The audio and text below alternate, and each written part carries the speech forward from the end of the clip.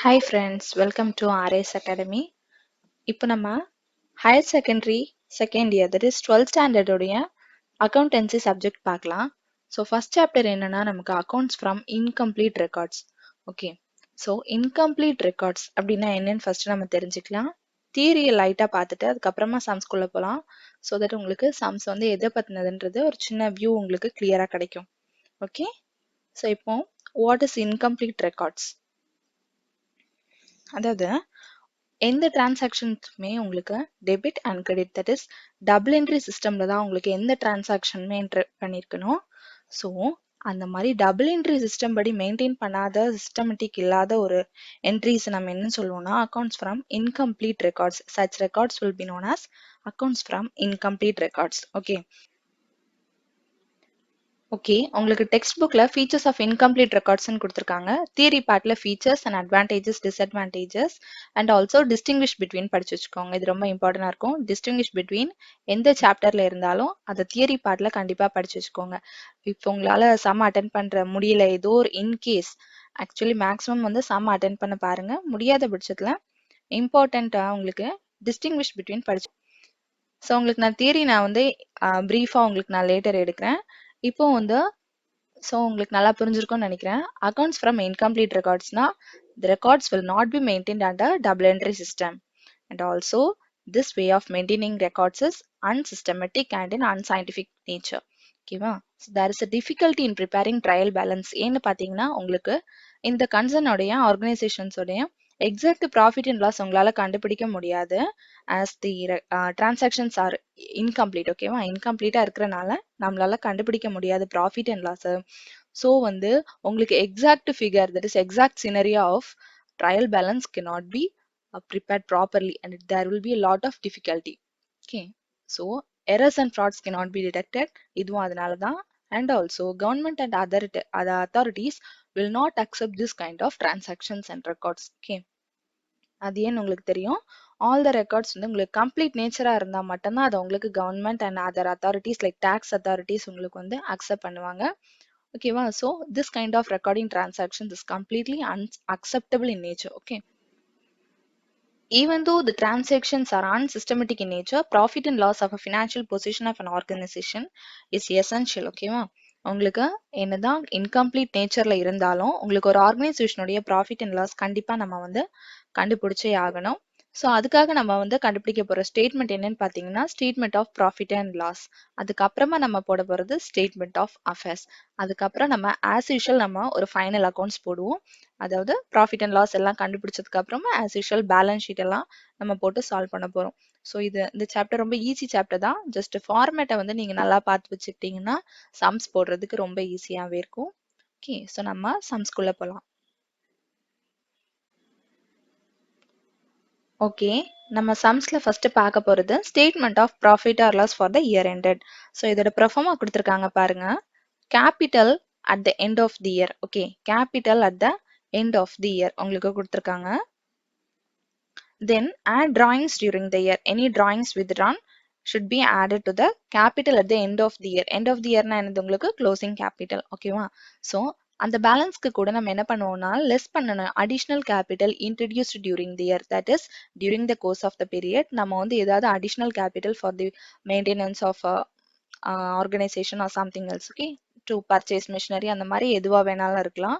Additional capital to be introduced during the year. Okay, that should be deducted from this amount so that you will get adjusted closing capital. ஓகேவா? அதுக்கப்புறம் உங்களுக்கு கிடைக்க போற amount adjusted closing capital. தென் அதுக்கு கூட நமக்கு என்ன detect பண்ணுவோம் அப்படின்னா ஓப்பனிங் கேபிட்டல். உங்களுக்கு ஓப்பனிங் கேபிட்டலும் சம்ல கொடுப்பாங்க. ஸோ அதை நீங்க டிடெக்ட் பண்ணீங்கன்னா you will get profit or loss of the year. ஓகேவா?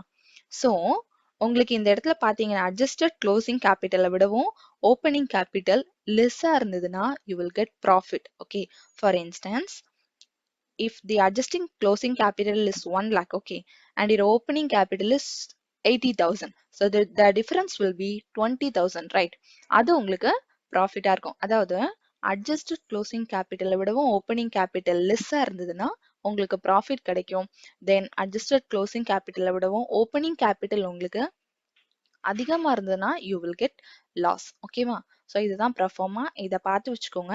இதுல உங்களுக்கு கேபிட்டல் நீங்க that is the closing capital கண்டுபிடிக்க வேண்டியது வரும். or else opening capital கண்டுபிடிக்க வேண்டியது வரும். Okay, so it depends upon the sum. ஓகேவா? ஸோ நம்ம illustration sum ஒன்று பார்க்கலாம் so that you will get an idea.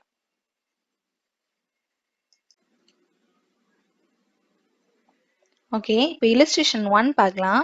So from the following particulars ascertain profit or loss. Okay, capital at the beginning of the year, that is opening capital உங்களுக்கு 1st April 2016 2 lakh கொடுத்திருக்காங்க.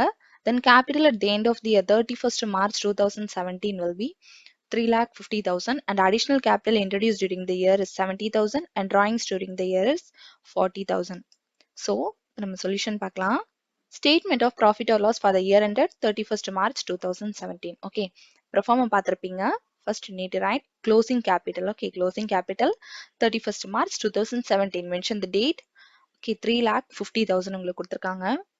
So add drawings introduced, that is drawings withdrawn during the year. ஓகேவா? இது உங்களுக்கு டைரக்டா சம்ல கொடுத்திருக்காங்க. So வந்து நீங்க அப்படியே இந்த அமௌண்ட்டை that is write பண்ணி உங்களுக்கு நீங்க ஆட் பண்ணிக்கலாம். so that you will get 3,90,000. then less additional capital introduced during the year 70,000. இதுவும் as usual உங்களுக்கு சம்ல clear and cut கொடுத்துட்டாங்க. ஸோ நீங்க அதை டிடெக்ட் பண்ணீங்கன்னா you will get adjusted closing capital 3,20,000. okay, then less opening capital. opening capital உங்களுக்கு இதுவும் date wise உங்களுக்கு questionல கொடுத்துட்டாங்க. so 2 lakh. okay, deduct பண்ணீங்கன்னா you will get profit made during the year. okay, உங்களுக்கு எப்படி நீங்க profit வந்ததுன்னு சொல்றீங்கன்னா 3,20,000, that is adjusted closing capital is maximum, that is adjusted closing capital is more than the opening capital. ஓகேவா? 3,20,000 opening capital அதோட லெஸ்ஸா இருந்ததுன்னா you will get 1,20,000, that is profit. okay, இது உங்களுக்கு adjusted closing capital விடவும் opening capital கம்மியா இருந்ததுன்னா you will get profit. இதே உங்களுக்கு vice versa-வா இருந்ததுன்னு வைங்க, that is adjusted closing capital 2 lakh and opening capital 3,20,000 இருந்ததுன்னா the difference will be known as loss made during the year. okay, so இதுதான் உங்களோட illustration 1. so ரொம்ப ஸ்லோவா தான் சொல்லியிருக்கேன். கண்டிப்பா உங்களுக்கு இது நல்லா புரியும்னு நினைக்கிறேன். ஸோ நம்ம இதை விட நெக்ஸ்ட் இப்போ ஸோ ப்ராஃபிட் இருக்க மாதிரி ஒரு சம் பார்த்தோம். நம்ம இன்னொரு சம் கொஞ்சம் வித்தியாசமா இருக்கிற மாதிரி பார்க்கலாம். ஸோ நெக்ஸ்ட் சம் illustration 2 பார்க்கலாம். ஸோ illustration 2ல வந்து from the following particulars ascertain profit or loss. okay, capital is on 1st April 2018 is 1,60,000 and capital is on 31st March 2019 is 1,50,000. additional capital introduced உங்களுக்கு 25,000. drawings made during the year 30,000. ஓகேவா? So இதுலயே உங்களுக்கு maximum எல்லா இன்ஃபர்மேஷனும் கொடுத்துட்டாங்க. So டைரக்டா நீங்க வந்து அப்படியே ஃபார்மேட்ல நீங்க எழுதி சப்ஸ்டியூட் பண்ண வேண்டியதுதான். ஓகே, ஸோ சொல்யூஷன் பார்க்கலாம். Statement of profit and loss for the year ended 31st March 2019. Okay, closing capital 1,50,000. drawings add பண்ணுவீங்க. so 1,80,000. next வந்து additional capital introduced deduct பண்ணணும். so 25,000 questionலயே கொடுத்திருக்காங்க. 25,000 உங்களுக்கு next கிடைக்க போறது adjusted closing capital. அதுக்கப்புறமா less opening capital is on 1/4/2018. okay, that is 1,60,000.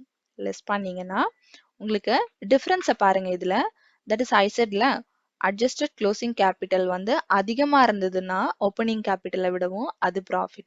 ஆனா இங்க என்ன இருக்கு பாருங்க, opening capital is higher than the adjusted closing capital. ஓகேவா? அது உங்களுக்கு டிடெக்ட் பண்ணும்போதே தெரியும். 1,55,000ல இருந்து 1,60,000 டிடெக்ட் பண்ண முடியுமா? முடியாது. so in this condition see the difference you got la, that is known as loss. ஓகேவா? loss incurred during the year. ஓகேவா? so இதுதான் உங்களுக்கு செகண்ட் சம். ஜஸ்ட் ஒன்றும் இல்லை, அந்த சம்ல நம்ம ப்ரீவியஸ் சம்ல ப்ராஃபிட் கிடைச்சது அண்ட் இந்த சம்ல உங்களுக்கு லாஸ் கிடைச்சிருக்கு. இது வந்து இந்த லாஸா ப்ராஃபிட்டா நீங்க டிசைட் பண்ண போறது வந்து உங்களுக்கு இந்த அட்ஜஸ்டன்ட் க்ளோசிங் கேபிட்டலோட அமௌண்ட்டும் ஓப்பனிங் கேபிட்டலோட அமௌண்ட். ஓகேவா? இந்த ரெண்டு அமௌண்ட் மட்டும்தான் உங்களுக்கு ப்ராஃபிட்டா லாஸான்றதை கண்டுபிடிக்கப்படுது. ஸோ இது ரொம்ப பேசிக்கான சம். ஓகேவா? ஸோ இதுல ரொம்ப நிறைய சேஞ்சஸ் இருக்கும். தட் இஸ் க்ளோசிங் கேபிட்டல் நீங்க கண்டுபிடிக்கிற மாதிரி இருக்கும், ஆர் எல்ஸ் ஓப்பனிங் கேபிட்டல் நீங்க கண்டுபிடிக்கிற மாதிரி இருக்கும். So that set of sum will be in future. ஓகேவா? ஸோ அதை நம்ம ஃபர்தரா பார்க்கலாம். ஓகே ஃப்ரெண்ட்ஸ், நம்ம இந்த வீடியோவில் இன்னைக்கு என்ன பார்த்தோம்? ஜஸ்ட் நான் உங்களுக்கு அகைன் ரெஃப்ரெஷ் பண்ணுறேன். 12th ஸ்டாண்டர்டோடைய அக்கௌண்டன்சி ஃபர்ஸ்ட் சாப்டர் பார்த்துருக்கோம். ஓகேவா? So we are going to enter into a new term. ஓகேவா? நம்ம இப்போதான் +1 ஸ்டூடெண்ட்ஸ் +2 போக போறீங்க. ஸோ உங்களுக்கு நான் ஸ்டார்டிங்லேருந்து நான் உங்களுக்கு லெசன்ஸ் எடுக்கலாம் நான் இப்போ பிளான் பண்ணியிருக்கேன். So that this will be the first lesson for you. Accounts from incomplete records நம்ம பார்த்தோம். தியரியை ஜஸ்ட் அண்ட் லைக் தட் நம்ம சும்மா ஷார்ட்டாக பார்த்துருக்கோம். நான் உங்களுக்கு ஃபியூச்சரில் தியரியை நான் உங்களுக்கு ரொம்ப டீப்பாக நான் உங்களுக்கு எடுக்கிறேன். ஸோ உங்களுக்கு வந்து அது நல்லா புரிஞ்சுக்கிட்டு you can put it in your own words. ஓகேவா?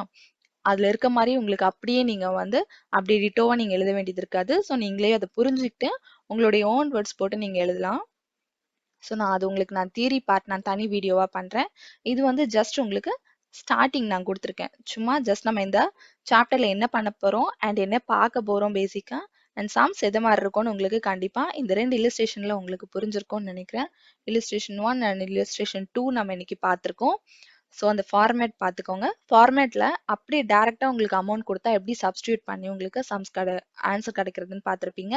ப்ராஃபிட் லாஸ் வந்து எப்படி கண்டுபிடிக்கிறதுன்னு ரொம்ப ஈஸியா கண்டுபிடிக்கிற மாதிரி இருக்கும் இந்த 2 சம். ஆனா இதுல நிறைய சேஞ்சஸ் வரப்போகுது. அதெல்லாம் நம்ம ஃபியூச்சர் வீடியோலாம் நம்ம அடுத்தடுத்த இல்லஸ்ட்ரேஷன் சம்ஸ்ல நம்ம பார்க்கலாம். அதுக்கப்புறமா காம்ப்ரிஹென்சிவ் ப்ராப்ளம் பார்க்கலாம். ஓகே, ஸோ உங்களுக்கு நான் இன்னைக்கு எடுத்ததுல ஏதாச்சும் டவுட் இருந்ததுன்னா please to comment me. And if you like this video, please like my video and please do subscribe my channel RS Academy. Thank you.